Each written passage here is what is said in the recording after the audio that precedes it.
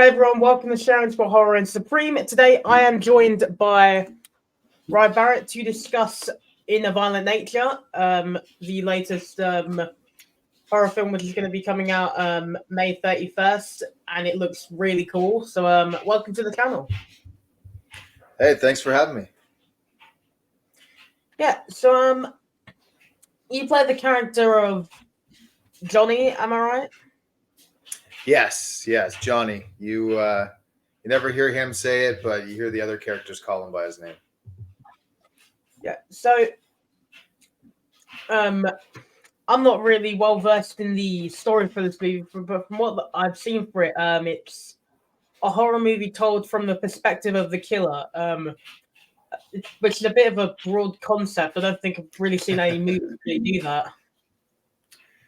Yeah, no, it's kind of a new, fresh perspective on the whole genre. I mean, there's people have made comparisons to the Maniac remake with Elijah Wood and I think it's called Leslie Vernon Behind the Mask, which both have like sort of a perspective from the killer, but this one this one isn't through his eyes, and it's not necessarily touring around with him finding about explaining his life or anything like that. This is basically like the viewer is tethered to this character, and it's like you're going on a journey with a slasher killer through his daily routine, basically.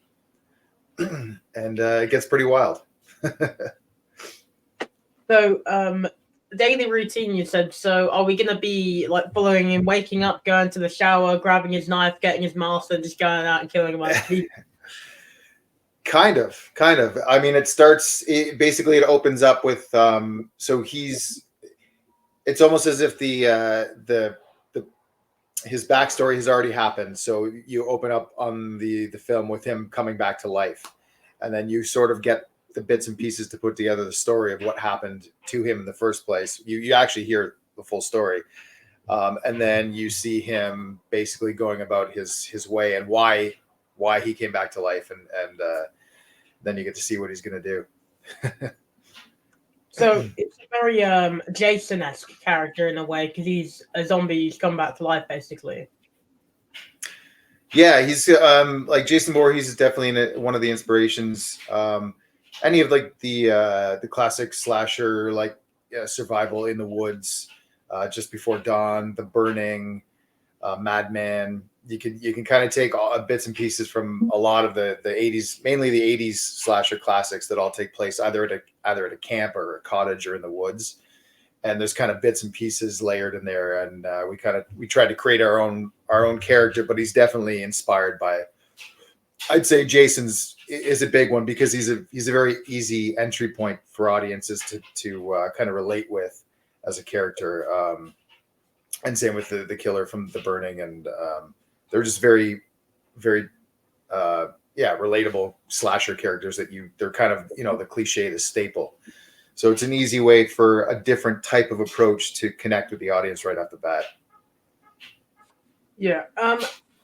Well, when I first heard the plot for this movie, I was slightly scared because I was just thinking, how are you going to like connect with the characters on a deeper level if it's from like the killer's perspective? But from how you're saying it, it seems like it's not fully like just him walking around murdering people, which does kind of make it seem way more interesting now.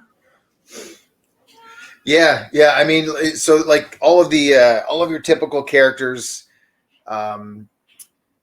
sort of the cliched or the archetype of what you expect in a slasher movie, in that type of slasher movie. They're all there, but because we've seen that so many times and we already know what these characters are, the setups are there. You kind of hear what they're saying from a distance, and you get their storyline through Johnny's eyes of being kind of just in their vicinity.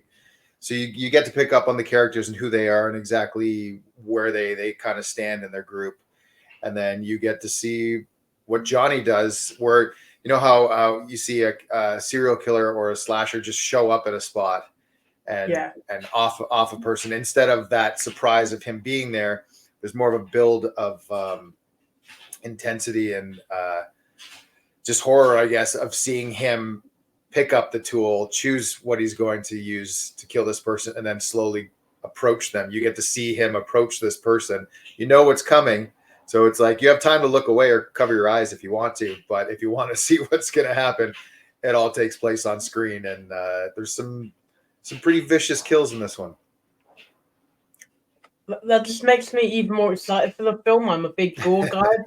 But, yeah, so would you maybe say that there's like you said that Johnny has like a backstory, so is there a way where you sort of feel sympathy for him in the movie, or are you just like, nah, he's just a murderer? It's funny because there's not really much intention to build sympathy for him because he's a killing machine, and he's pure rage and revenge sort of personification. But I'd say there's at least one moment where you and knowing what his past is, there's one moment where you sort of have some empathy towards him. But then it's right back to this. Even when you have that slight bit of empathy, it goes right back into this guy just being a complete slaughtering, killing machine. And then it goes in. So you get to see a bunch of terrible stuff. Then you get a little bit of empathy, and then it goes into some even harsher things after that. So you don't really leave feeling sorry for Johnny. So basically, it's just he's a murderer, and you're just following the murderer doing his murderous things, and the other characters are the ones that you feel sorry for because they're being murdered. So yeah, in a way, I guess it depends on the viewer, and it depends on your perspective, I guess, and how versed you are in slasher films. And I think you are going to feel for at least one or two of the characters outside of Johnny. A bunch of them are the types that you're kind of rooting to get killed almost. I mean, some of the cliche types that are they play it up so that you can kind of root for the killer to be going in that direction. But yeah, it's hard to explain without, I don't want to spoil anything before it's out there and anything, but it's hard to explain fully just because it's more of a trip of a film. Like it's like a vibe. You can't, because I've seen it twice now at festival screenings and sat with the audience and kind of just watched the performances and the reactions. And it is a strange film. Like it's got director Chris Nash. He really designed it to have this sort of mesmerizing kind of ambient feel to the whole thing, where you're zoned out. You kind of get comfortable with the killer because he's just walking through the woods. There's beautiful sounds of nature. And then all of a sudden there's horrific violence, and it just shakes you up out of nowhere. And then it goes right back to being kind of calm and relaxing. And then you almost forget what movie you're in when you're watching it for a bit. And then all of a sudden you get shaken back into, oh yeah, this is a slasher film and this is going to happen. So it isn't your typical slasher movie then, it's more artistic in a way.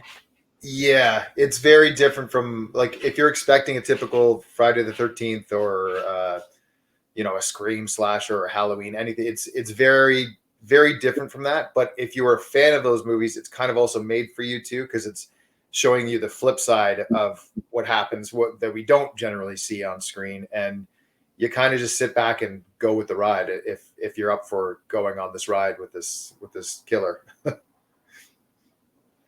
I mean, that sounds just like an idea which I don't think anyone's really done before. So, I mean, when you were cast in the role, would you say that it was you instantly wanted to play the character after reading the script, or were you kind of hesitant by the script, by it not being like a typical slasher movie? I'm a horror geek already too off the bat, and I love all the classic slasher films, and I'm a big Friday the 13th and Halloween fan too. And I just for one, it was the people involved who approached me to shoot this. The director Chris Nash and Peter Kaplowski and Shannon Hanmer, the producers. They're super talented people, and I knew right off the bat, like even before I read the script, they kind of explained the idea of the whole thing, and I was already excited to be a part of it and to jump on board. So I just kind of needed a sort of starting point to know exactly how they were going to do this and what exactly how to play it and what they wanted out of the killer. So we did some like pre-tests, just walking around as Johnny, pretending to kill some people. Basically, we did it in a parking garage and just filmed some stuff and filmed the pacing and that sort of thing. And then I just went back and watched every 80s slasher that takes place in the woods that I could get my hands on, anything I could find. I watched and kind of, took bits and pieces out of those characters to kind of throw into the mix and kind of create my own little bit of a, something that would work with the film, because it's very particular that the killer has to kind of move at a certain pace and the kills have to be very specific too, along with the special effects that go with it. You kind of have to do it all. It's like a big puzzle that kind of all comes together. So I was excited to just do that, knowing that the director, the producers, and the special effects team were like, there's kind of as good as you could ask for. So yeah, I was excited right off the bat to get involved with this one. Yeah, I mean, would you say that just talking about the actual character of Johnny for a minute, would you say that his actual design is very inspired by all of those older characters, like with the mask and the like just clothes that he wears and all of that? Yeah, definitely. Like I definitely say like Madman and The Burning and Jason Voorhees. Those are all definite kind of nods to what he's wearing and how tattered and broken down his skin and everything looks. And then the mask itself, Chris Nash, the writer director, he designed that himself because he really wanted to have a very specific kind of iconic mask that looks completely different than anything else we've seen. And I think he did that. It's a mask. It's supposed to be it's kind of a design very close to and based on classic smoke divers who would go into the woods to put out fires. This was like a classic. I don't even know if I want to say like 1920s, 1930s design that they used to wear in the woods, and it has like a little whistle built into it and the goggles on there and everything.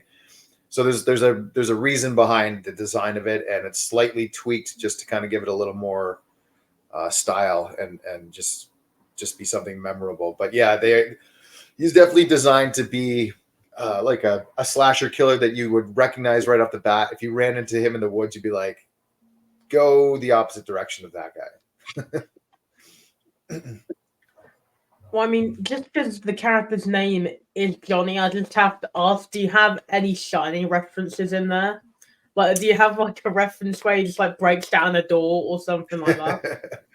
There's not really in the movie, I'd say, other than the name and that I mean, anyone can kind of quickly say, here's Johnny, and kind of throw it into a scene or anything like that. But no, there's not a scene. We just played at the Overlook Film Festival in New Orleans, and I was kind of joking about that to advertise it. I actually took 2 photos and clipped them together of Shelley Duvall screaming and then Johnny on the other side with his axe. So yeah, it's a fun reference, and it's an easy catchphrase too to jump onto the brilliance of The Shining and here's Johnny and all that. So yeah, it's also, I mean, it's an easy name to remember. It's similar to Jason or Michael. It's just a mundane, straight down the line name that you can just kind of that guy's a slasher killer. Well, from what you said earlier, you said that the director wanted to make him iconic.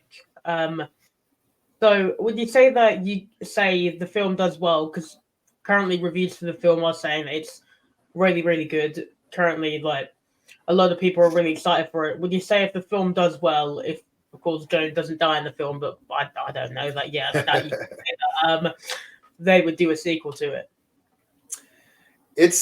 I mean, the possibility is always there because, I mean, there's been sequels to movies that never should have had a sequel, and some of them turn out good. This one's a hard call, and not without spoilers.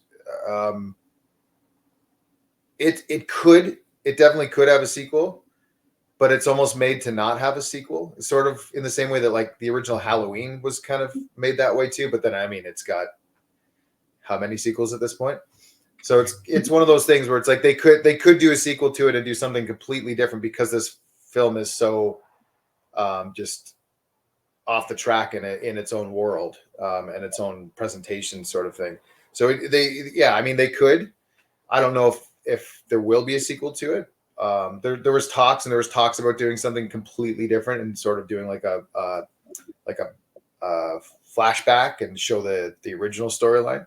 But I don't know. That would be totally up to Chris and the producing team and the executives and all that. But I mean, if they ever did, I'd be ready to jump back in. Yeah, well, I think that's kind of the way with any sequel. You have to like see how the first one does, and if there's sort of what's it called, like a want for it.